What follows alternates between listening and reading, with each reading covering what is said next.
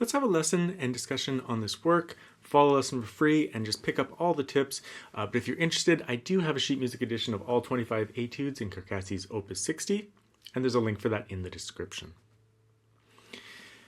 So etude number 11 is marked Agitato and involves quite a bit of muting of notes and just a real control over the texture.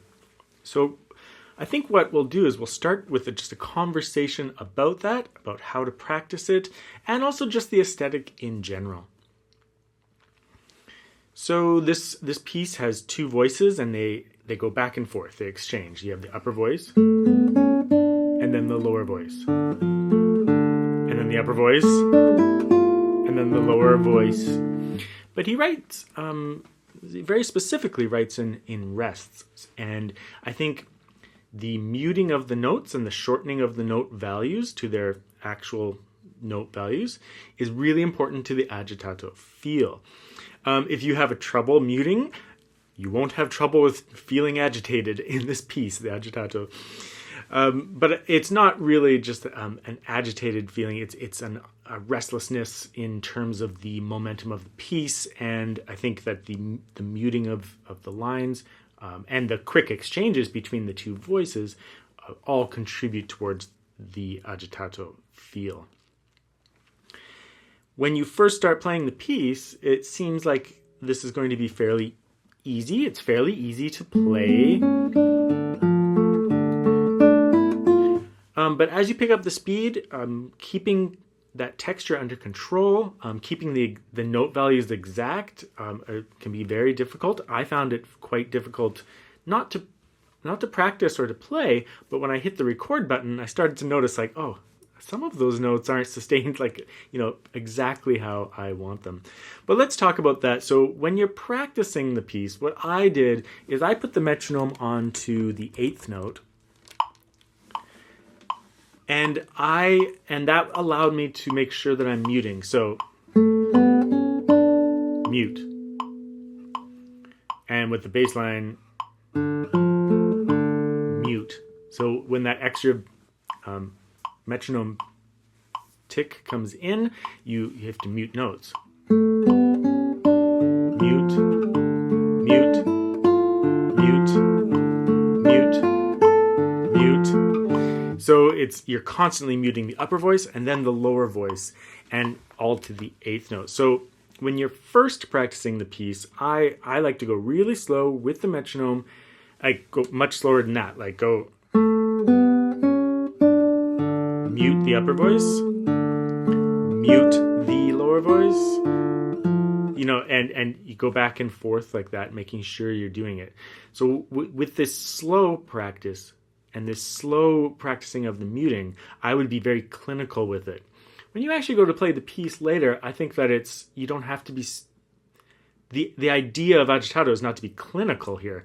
It's just a mood of the piece, so you want to let go of that. But when you're practicing it first, in order to get that muting into your muscle memory, I think it's really important to go slow and be pretty clinical about it, and just link up your movements so that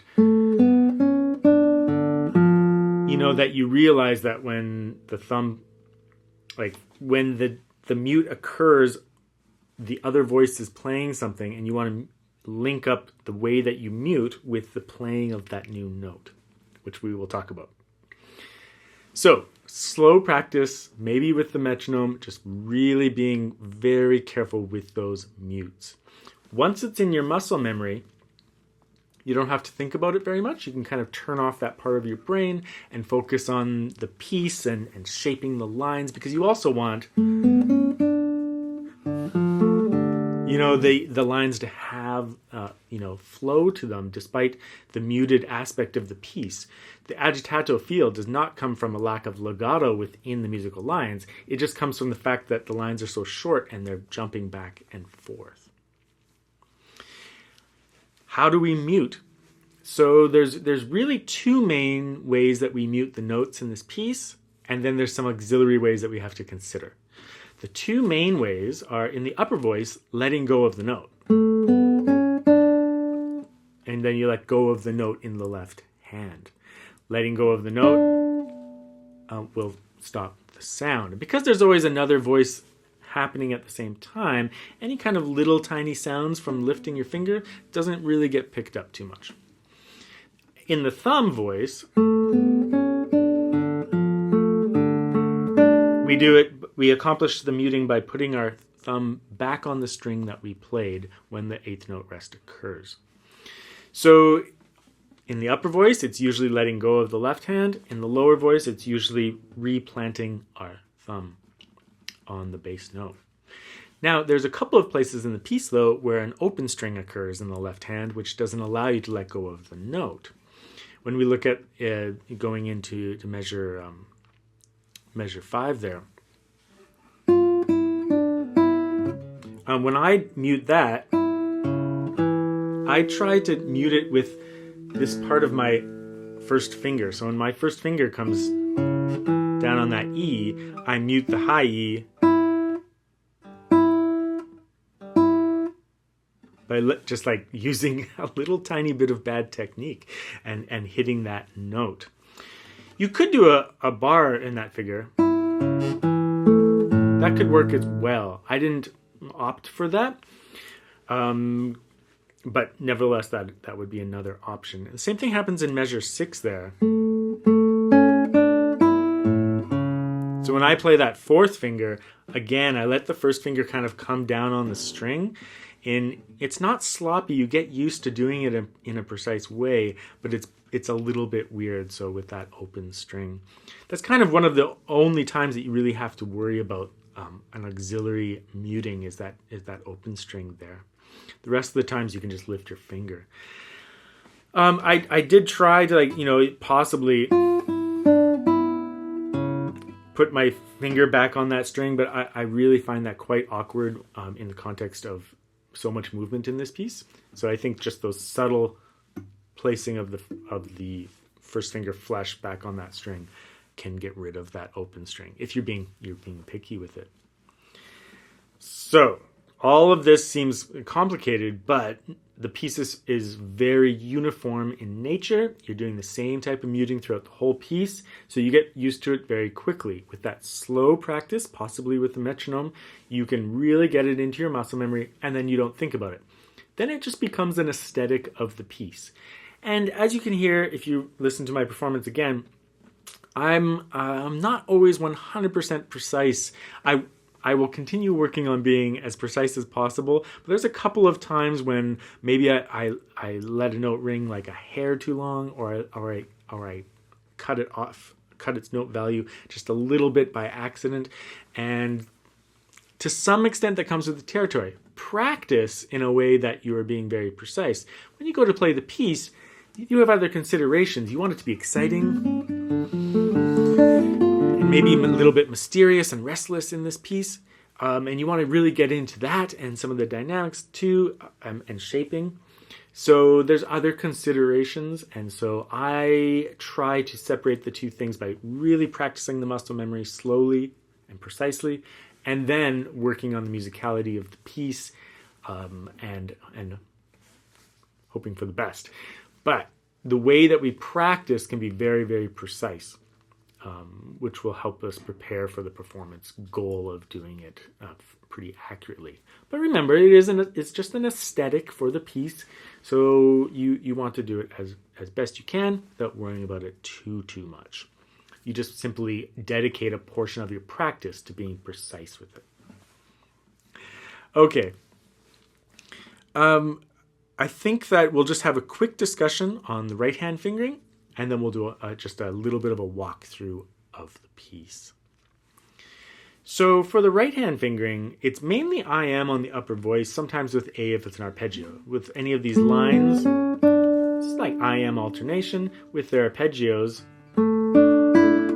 we'll throw in the I am A fingering, as I notated at the beginning of the score. With the bass voice, I'm almost always doing thumb, thumb, I, thumb. On occasion, if it's an arpeggio kind of pattern, like in measure 5, I'll go thumb, I, am, thumb. So when you have two of the same string together, I go thumb, thumb, thumb, I, thumb. When it's an arpeggio, just normal kind of arpeggio fingering. Hi, Benny. This etude does offer another opportunity.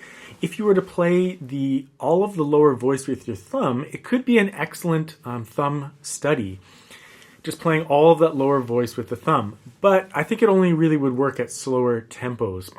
Because of the speed of the piece, as well as the nature of the lower voice where it sometimes has arpeggios, including the fingers makes a lot of sense in performance of this piece. However, like I said, if you're looking for a thumb opportunity, you could play the lower voice all with the thumb. And it would make for a very good thumb study. But again, I think that's just an option available, probably at slower tempos. So let's do a walkthrough of this piece. I don't think there's too much to actually discuss in the work, except for one or two spots. It's all, for the most part, in first position and second position, without too many complications, outside of all of the discussion we've already had.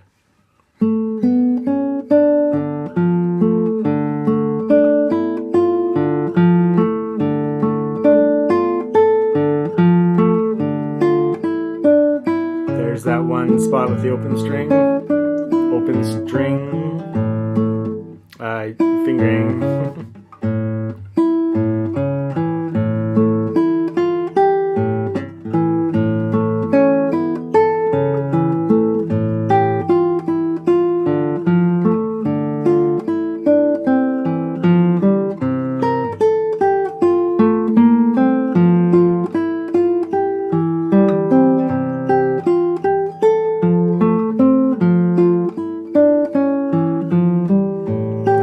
Discuss yet.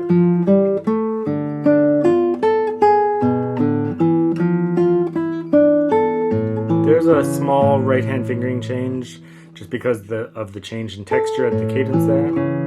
So P, M, I, P. Just make sure your left hand is well aligned in these sections, because they could be tricky otherwise playing this 1/4 here. If you're misaligned, you can see with my third finger down, I can't even reach past the third string with my fourth finger. But if I align my hand properly, I can reach the fifth string no problem. I could even reach the sixth string. So just hand alignment is everything, right? This is in measure 18. I guess I should release that. That's the saving grace of this piece too, though, is that you can actually let go of your fingers to mute.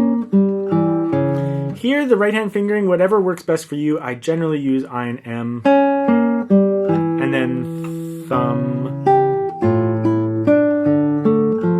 And then we're back into the texture.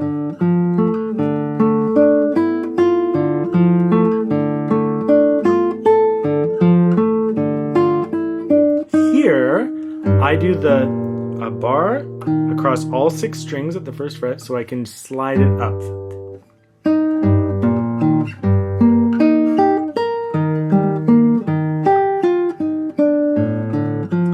You might find those sections difficult, but the thing to remember is that you can release notes when the eighth note rest occurs. So although it might seem difficult to hold your fourth finger down here while doing all this other work, remember, as soon as your bar goes down, you can release the fourth finger. So it seems like a handful at first, but once you actually observe the rests, as you should be, and include the muting, it actually makes the left hand work a lot easier. Shift. Same thing here. It would be a handful to keep your finger down and stretch all of that, but you don't have to. As soon as you reach out the first finger, you can let go of the fourth finger. And there too, you can release the bass note right on that F in order to observe the rests. So that's a great example of where in this piece, although muting can be difficult, it actually is making the piece a little bit easier if you do it precisely. So a really great etude. I think it's an etude that is overlooked a lot. I think that it is used often as like a two-part study, upper voice, lower voice, upper voice, lower voice. And that's useful, but the controlling of the texture, when you really look at the muting and the technique involved in that, I think that this study is a real excellent study in controlling a musical texture. And because it's so uniform, it makes one where the student doesn't have to micromanage it very much. They just have to get the muscle memory into their fingers, and then they can work on the study and play it from start to finish and get lots of practice doing it. So in that regard, it's a really great study. And I think musically speaking too, it's a really interesting study. It offers a lot of musical content in the context of this didactic learning, making it an enjoyable learning experience as well.